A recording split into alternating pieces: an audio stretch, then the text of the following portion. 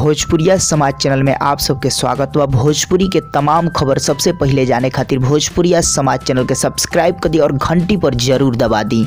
जय भोजपुरिया समाज। जी हाँ भैया, अभी के रिपोर्ट में आप सबके बीच दबंग स्टार खेसारी लाल यादव के न्यू अपकमिंग भोजपुरी फिल्म सैया और अब गइले ना। जी हाँ भैया, जौना फिल्म के ट्रेलर यानी HD ट्रेलर और ऑफिशियल ट्रेलर के हम रिपोर्ट लेके आए बनी। ऑफिशियल रिपोर्ट की कौना डेट के कितना बजे रिलीज होकर बा HD ट्रेलर सारा कुछ आप सबको बता दें।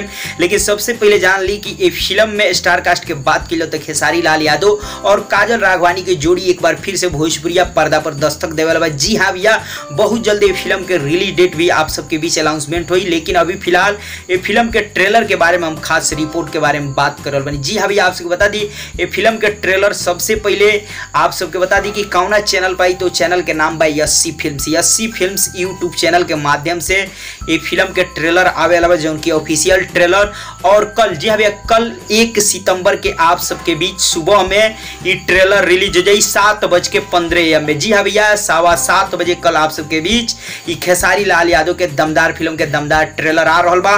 तो बस भैया, कल सुबह आप सबके बीच खेसारी लाल यादव की और काजल राघवानी के जोड़ी में आप सबके ट्रेलर देखे की मिली जो उनकी फिल्म सैया और अब गइले ना।